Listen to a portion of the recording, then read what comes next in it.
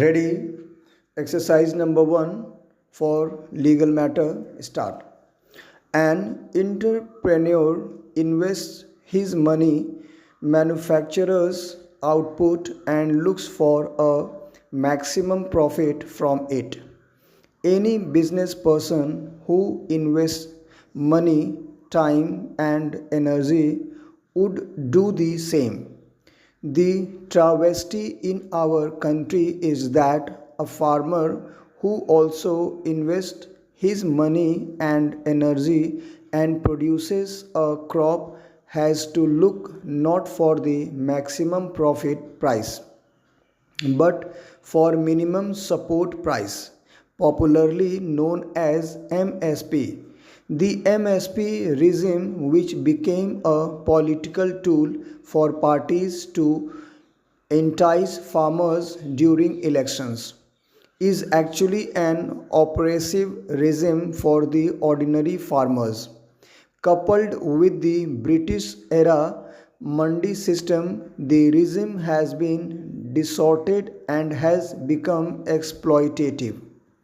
The MSP regime for the crops produced by a large number of farmers was seen as necessary to protect them from price fluctuations and exploitation by the traders and middlemen. But the mandis are doing just the opposite. When a farmer reaches a mandi, he has to depend on the auction price of the registered traders, which in most cases is below the MSP. Collusion and corruption in the mandi establishment facilitates this fraudulent practice. If a farmer refuses to sell his produce below the MSP, he has to either languish at the mandi for days until his turn comes again or simply go home without selling his produce.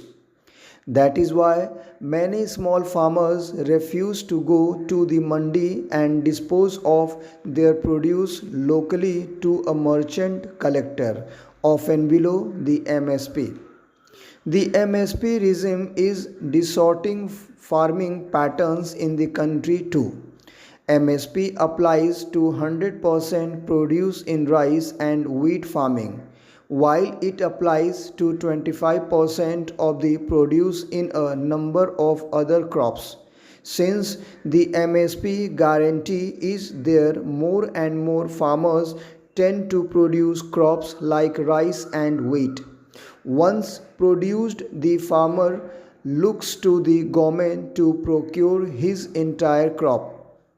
In many agriculture dependent states, the Food Corporation of India is unable to execute the growing quantity of MSP crop procurement, resulting in huge stockpiling in warehouses and wastage. State governments face massive financial difficulties due to the FCI's failure in procuring from them, while for political reasons they can neither delay the procurement nor delay payments to farmers. Until now, farmers in several states did not have the option to sell outside the mandi and MSP regime. The three agricultural reforms that Prime Minister Narendra Modi's government has brought about facilitate greater freedom for the farmers with respect to their produce and marketing.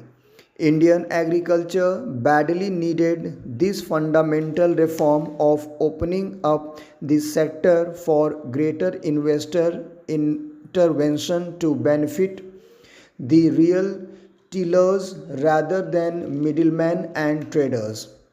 The PM has rightly referred to the fundamental crisis in India agriculture. The size of the farms is shrinking as the land is transferring from generation to generation, resulting in a rise in the number of small and marginal farmers. It is no surprise that a large proportion of our population is directly dependent on agriculture, unlike in countries like America, where the agriculture dependent population is below 2%. Smaller farms mean less produce and no power in the hands of the producer to dictate pricing. The lack of market intervention has left these with smaller farm holdings less than 2 hectares at the mercy of the mandis and MSP. There are two ways of addressing this fundamental problem. One, to increase the size of the farm so that the crop quantity becomes competitive and profitable for the farmer. But that will be possible only when we create more non agricultural jobs. Sadly, we face an acute job shortage in the country. The second option, which the Modi government appears keen to explore, is to allow market forces to make direct interventions at the grassroots and provide better profits to farmers. Fear of markets is inherent in the physique of many societies that were exposed to socialistic protectionist practices for long. Most of these fears are based on hypothesis, if not hyperbole, not that market forces are not exploitative, but the legal framework that the government's reforms entail ensures that such exploitative practices are mitigated. For example, the reform would facilitate investments flowing into villages for agricultural produce, but those investments will have a right over the crop only, not on the land or other assets of the farmer. Such restrictions would discourage unscrupulous elements from exploiting farmers. On the other hand, educated youngsters can now look at agriculture as a profitable profession and return to villages with energy, enthusiasm, and equipment. Once the investment inflow into the agriculture sector directly at he grassroots is facilitated, it would also lead to the creation of several allied activities like cold chains, processing units, and warehouses. Crop patterns will also change and diversify. There will be scope for the creation of new jobs in the rural sector.